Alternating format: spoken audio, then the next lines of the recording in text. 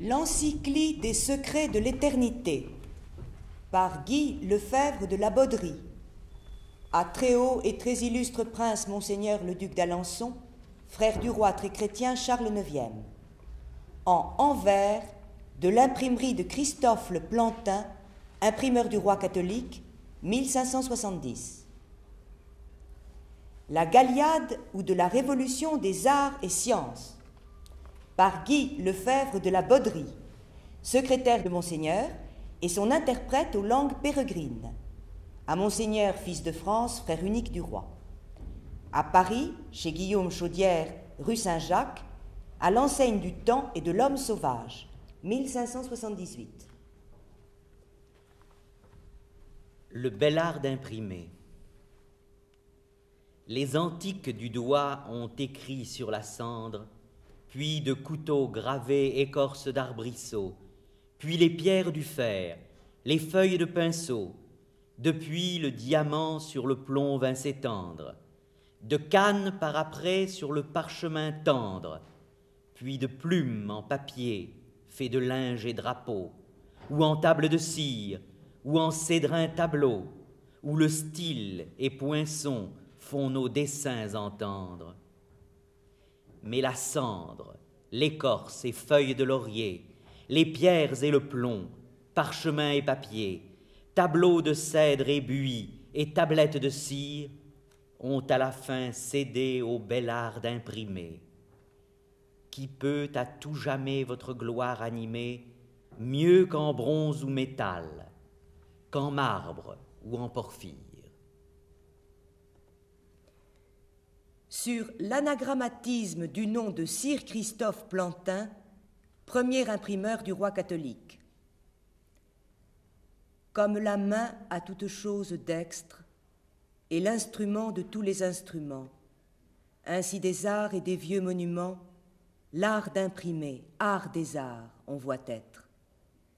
Toi donc, Plantin, des imprimeurs le maître, à l'art des arts donne les mouvements, mais imprimant les deux grands testaments, du 3 fois grand, quel dois-tu apparaître? Ta main cessant, aussi cesse avec elle des instruments, mouvements et séquelles, mais aussitôt que te sera ravie, l'âme du corps imprime dans leur cœur, l'imprimerie et tous les imprimeurs, l'art plein son chef qui lui donnait la vie. 3 siècles après la mort de Christophe Plantin, un des plus grands imprimeurs de tous les temps, en 1889, le conservateur du musée Plantin à Anvers découvrit dans une malle un gros paquet de lettres qui prouvait l'appartenance de Plantin à la très mystérieuse famille d'amour. Secte et société secrète, la famille d'amour rassemblée dans une clandestinité indispensable aux moments les plus sanglants des guerres de religion, des écrivains, des humanistes, des marchands, des artistes, de toute confession et nationalité, réunis par le seul refus de prendre part aux violences du siècle. Pour eux, et certainement parmi les premiers en Europe, la religion était une affaire purement intérieure, ils défendaient la liberté de conscience. Mais en silence, penser qu'aucune manière de servir Dieu n'était supérieure à une autre était une chose. Le dire pouvait vous mener au bûcher. Les protestants, comme les catholiques, considéraient comme des ennemis dangereux ce que Calvin nomme les nicodémistes, du nom de ce Nicodème qui aima Jésus mais en secret et refusa d'affronter les persécutions pour la défense de sa foi. Les nicodémistes de la famille d'amour transportaient, avec leurs marchandises, leurs livres ou leur science, un message dissimulé. Ils pratiquaient le double langage du clandestin. On a conservé de Plantin un sonnet qu'il fit imprimer lui-même et envoya partout en Europe. Le bonheur de ce monde. Avoir une maison commode, propre et belle, un jardin tapissé d'espaliers odorants, des fruits, d'excellents vins, peu de trains, peu d'enfants, posséder seul, sans bruit, une femme fidèle, n'avoir dette, amour, ni procès, ni querelle, ni de partage à faire avec ses parents, se contenter de peu, n'espérer rien des grands, régler tous ses desseins sur un juste modèle, vivre avec franchise et sans ambition, s'adonner sans scrupule à la dévotion, dompter ses passions, les rendre obéissantes, conserver l'esprit libre et le jugement fort, dire son chapelet en cultivant ses antes, c'est attendre chez soi bien doucement la mort. Sous la surface tiède et lisse d'un banal cultivant notre jardin se dissimule le noyau de la vérité d'amour, le message nicodémiste. Conserver l'esprit libre et le jugement fort, et ne rien attendre des grands de ce monde. Telle est la leçon de Guy Lefebvre de la Bauderie. Ce n'est pas moi, désormais, qui pour plaire au grand Seigneur me veuille travailler, et nuit et jour sur les livres veiller, pour des ingrats quelques grâces à traire. Ce n'est pas moi qui veuille contrefaire tableau vivant pour les morts y taillés, ni des fleurons des vertus émaillées, les vicieux et plus leurs vices taire. Ce n'est pas moi qui mon temps veuille vendre, au sort trompeur pour à jamais m'attendre, d'un vain espoir aux promesses des cours. Ce n'est pas moi qui, pour seigneur ni dame, veuille engager son honneur ni son âme, faisant des vers héros de leurs amours. Ce n'est pas moi aussi que l'on avance aux dignités, aux degrés, aux honneurs. Car la plupart des mignons des seigneurs ont le loyer des bons esprits de France, et leurs bienfaits leur méritent devance. Mais au rebours, les mignons des 9 sœurs n'ont d'autre prix que leur propre douceur, et leur plaisir leur sert de récompense. Si n'apprendrais-je à mentir, ni flatter, n'a plaisir vain les plus grands à l'été, dussé-je avoir la fortune ennemie, je ne saurais leur prêter à crédit de langue ou main ce que le cœur dédie. Gloire n'est point de grands vices amis.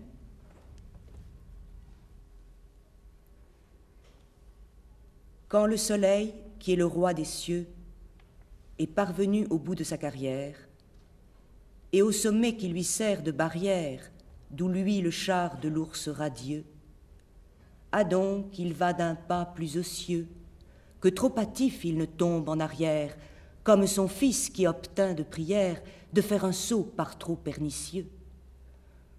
Roi terrien en grandeur élevé, du roi du ciel cet exemple en suivez, que ne tombiez du plus haut de la roue, car de ceux-là qui par témérité sont trop enflés en la prospérité, le plus souvent la fortune se joue. L'œuvre majeure de l'imprimeur Plantin est sa célèbre Bible polyglotte, la Bible d'Anvers. Pour réaliser son projet, un projet nicodémiste s'il en fut, puisqu'y participèrent des savants de toute confession et que l'influence de pensées non chrétiennes, comme la Kabbale et le Zohar y fut grande, Plantin fit appel au plus grand linguiste de son temps, Guillaume Postel, et à ses 2 disciples préférés, les frères Nicolas et Guy Lefebvre de la Bauderie. Guillaume Postel était né en 1510 à Barenton, petit village du diocèse d'Avranches. Ses parents étaient pauvres mais honnêtes. Il fut précoce comme beaucoup de célèbres linguistes. À 13 ans, il est maître d'école. Il veut étudier encore et part pour Paris. Il faisait froid. Sur la route déserte, il est attaqué et détroussé par des matois qui, dit-il, le laissèrent dans la neige où il pensa mourir d'une caque-sangue propre à abattre un gros cheval. On raconte qu'il apprit l'hébreu dans un livre saint emprunté à des Juifs près du collège de Sainte-Barbe, où il était domestique. Précepteur chez des amis de Guillaume Budet, il a la chance de sa vie. On le choisit pour accompagner l'ambassadeur de France à Constantinople. Au retour, chargé de manuscrits, il publie son Traité des 12 langues et François Ier le nomme professeur au Collège de France qu'il venait de fonder. Un hiver si froid qu'il lui fallait mettre sans cesse sa plume dans sa bouche pour que l'encre ne gèle point, il rédige un traité de concorde universelle que le roi accueille froidement. Déçu, il va à Rome se faire jésuite. Ignace de Loyola, avec douceur, le dissuade un moment de s'occuper du sort du monde. Un jour à Venise, il rencontre la mère Jeanne, une belle prostituée de 50 ans. C'est elle qui lui révèle les mystères du Zohar, car chaque fois qu'il lui lisait un passage de sa traduction, elle lui disait à voix douce « Oh, que vous savez peu de choses, mon ami, avec tout votre savoir !» Et alors il redoublait d'efforts.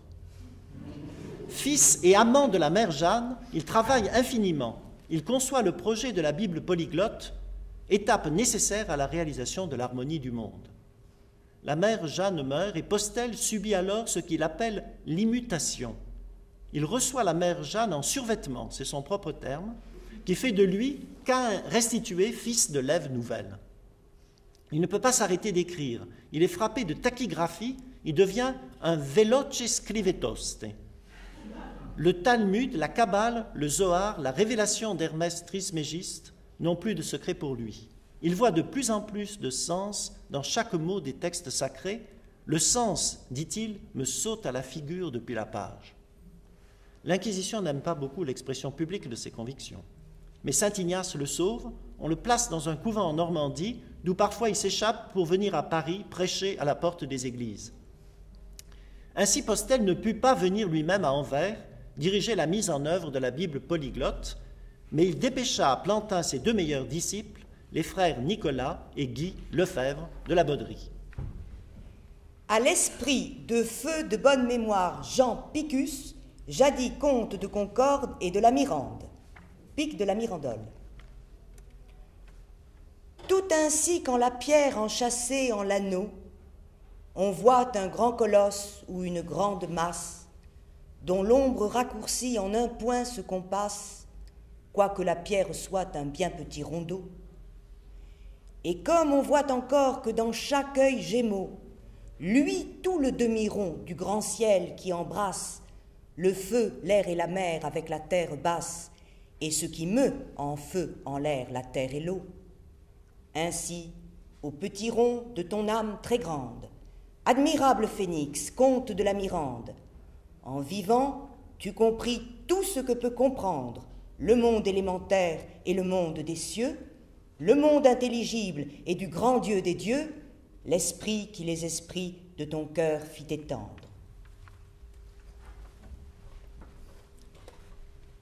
Les 5 cercles de la Galliade. Afin, lecteurs débonnaires, que vous ne vous égariez au repli de cette œuvre ainsi que dans un labyrinthe, j'ai bien voulu vous avertir. Que le fil disselui n'est pas tissu, tramé ni ourdi, à la façon du poème héroïque, duquel la toile est pour la plupart tissée de fables et contes plaisants, et qui se propose plutôt pour son but et fin la délectation et le vraisemblable que non pas l'utilité et la vérité. Or, l'ai-je nommé Galliade, non pour imiter Iliade, Énéide, ni autres tels poèmes et inventions empruntées des fables moisies des Grecs ou des vieux Romains, mais parce que je me suis essayé d'y traiter de la révolution des arts et sciences, et ensemble y recueillir les honorables témoignages des marques de l'Antiquité que tous les bons auteurs de presque toutes langues et nations donnent aux anciens Gaulois, nos majeurs et devanciers.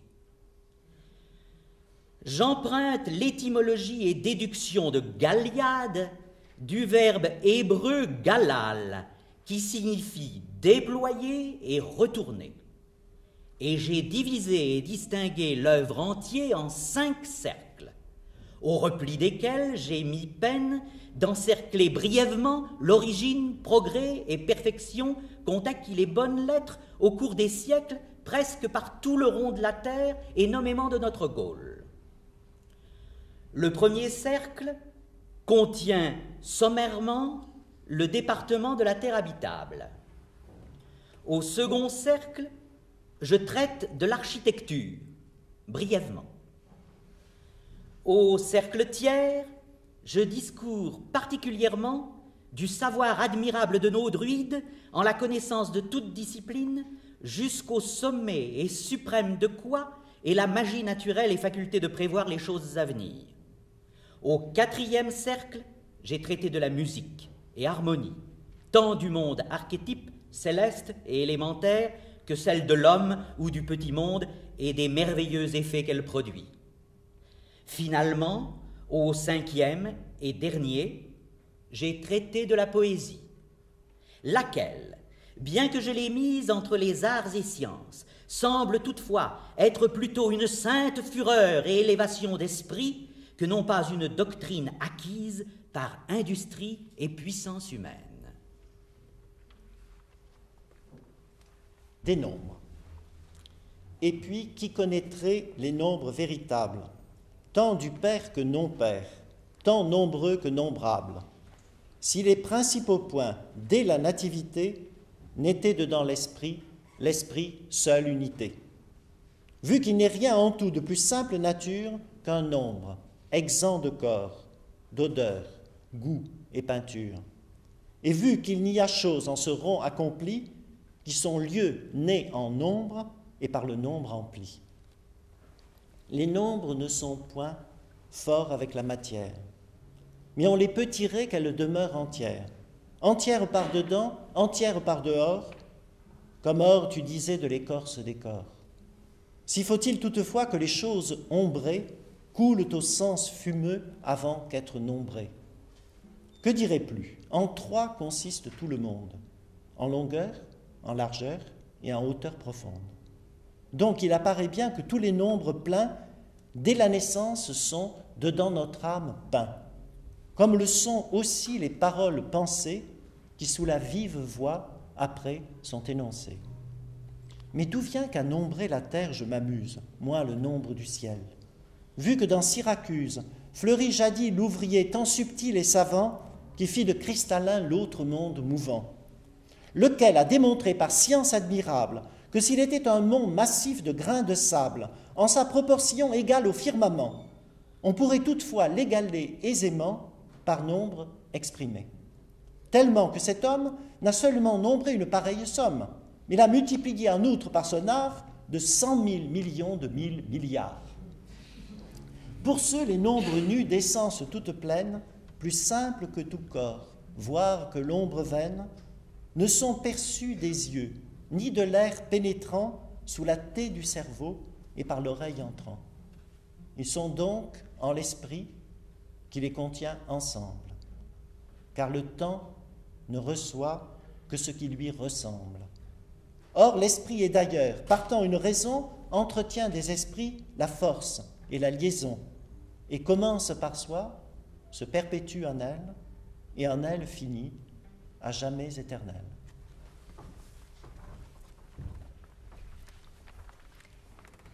La lumière et la nuit.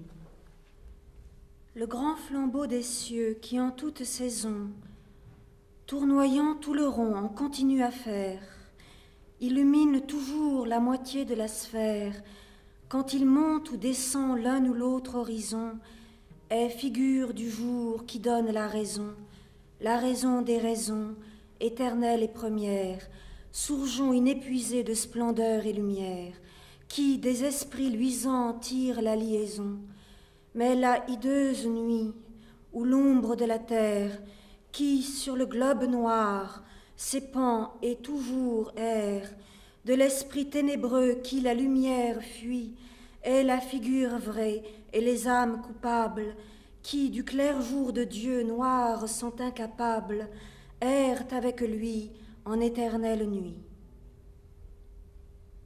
Au même champ où le choc fut donné, dès que le ciel est voilé des nuits sombres, on voit encore combattre en l'air les ombres des morts choquants d'un fier coup randonné. Hommes, chevaux, en rang bien ordonné, semblent en l'air se donner mains encombres et rallier de leurs troupes les nombres, lors qu'elles ont le camp abandonné. Qui fait cela? Ont les morts telle rage et telle haine empreinte en leur courage, ou si ce sont des démons curieux apparaissant auprès de cette ville, comme jadis près le tombeau d'Achille, et s'ébattant à nous tromper les yeux.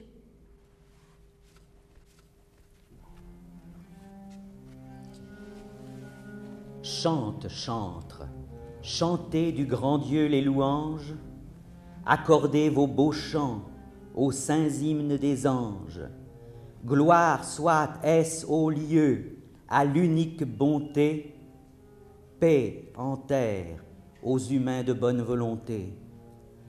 Faites-moi tournoyer par nombreuses paroles, et les esprits mouvants et du ciel les caroles, entonnez les tuyaux des orgues longs et ronds, des cieux organisez la musique et les tons. Faites sur le clavier d'une douce épinette, marchez d'ordre et de rang, planète après planète, sous le grand bal du ciel qui voit avec tant d'yeux et d'astres tournoyant au son mélodieux de la lyre à Phébus qui mène en rond leur danse et les fait arriver par nombre à la cadence.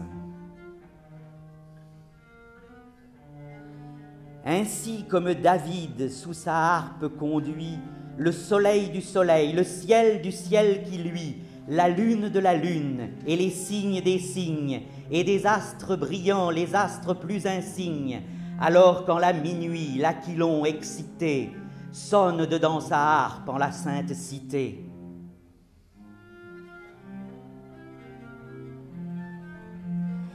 Et le cercle qui ceint tout le ciel en écharpe va dansant par compas dessous la douce harpe, d'Apollon variant les temps et les saisons, selon qu'il entre ou sort dans les 12 maisons. Le signe masculin le féminin précède, le nuital au journal, tour après tour succède, et celui qui se couche à cils qui va levant, en leur danse toujours ainsi s'entresuivant. Faites-les donc danser en regard amiable, et admirez de Dieu cet ordre invariable, si beau, si bon, si coin, si propre et si parfait, que l'ouvrier se démontre en l'œuvre qu'il a fait. Tourne de l'Orient à l'Occident la strophe, de Ponant à Levant retourne l'antistrophe, et lors que vous verrez les astres reposer, faites-moi votre chant en épode posée. Les cieux vont racontant de l'Éternel la gloire, et le ciel étoilé rend son œuvre notoire. Reployez donc vos vers et leurs tons imités, et au vrai point de l'un, tous vos traits limités. On que la lyre d'Orphée au ciel n'eût eu sa place, celle n'eût imité du ciel la triple grâce, et les 3 mouvements le firmament tordant, de tour et de retour au seul repos tendant. Lyre qui fit ses tons, tant il l'a su bien tendre, au ciel, en terre, en mer et aux enfers entendre.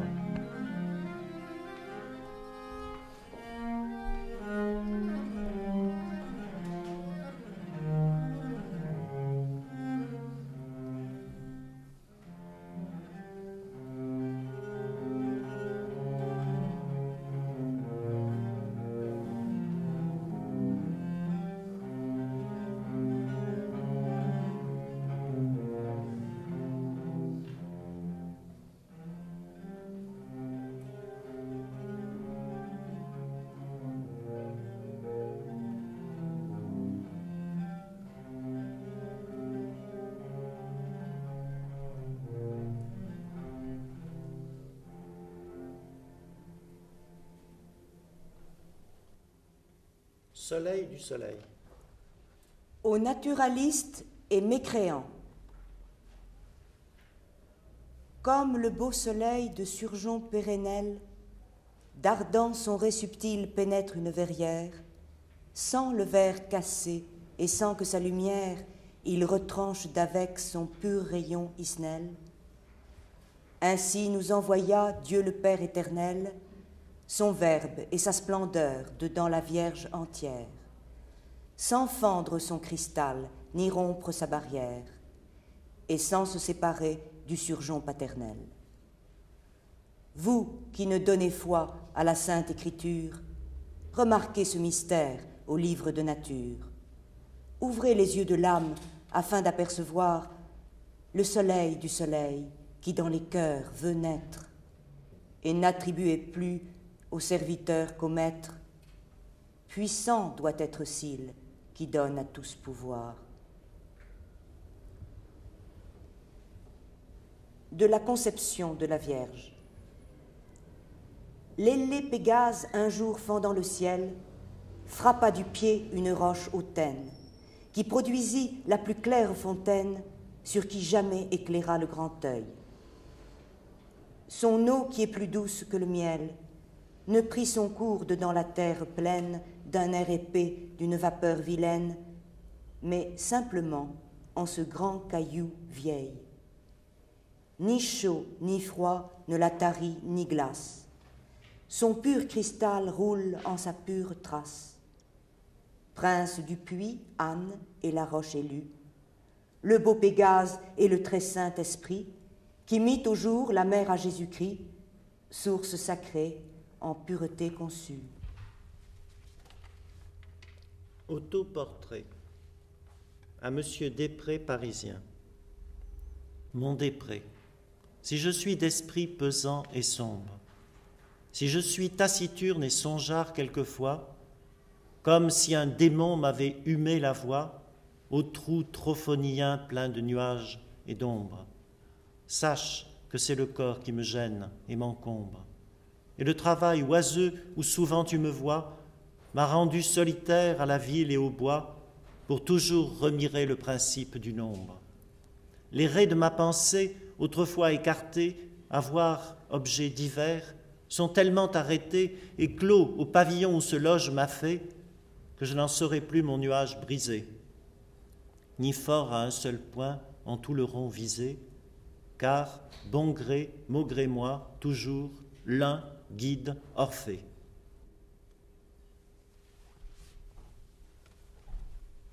Envoi.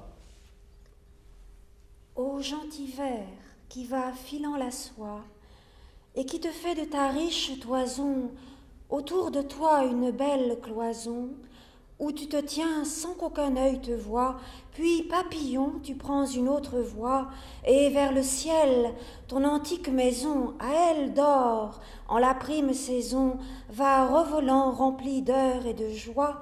J'ai comme toi filé mon pavillon, mais que ne puis-je être fait papillon pour m'envoler au ciel mon origine, laissant le corps et droit me conduisant, clos et fermé au pavillon luisant, la suce en joie en la tente divine.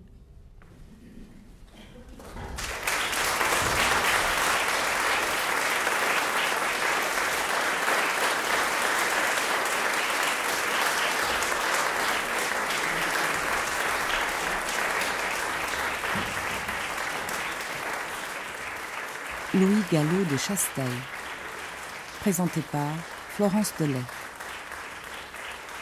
Guy Lefebvre de la Bauderie, présenté par Jacques Roubaud. Texte lu par Florence Delay, Jeannie Gastaldi, Pierre Lartigue, Jacques Roubaud. Musique, concert à 2 viols égales du Sieur de Sainte-Colombe, par Mathieu Luçon, Yuka Saito. Lumière, Violaine Burgard. Son, Michel Créis, Madeleine Sola. Réalisation, Janine Antoine.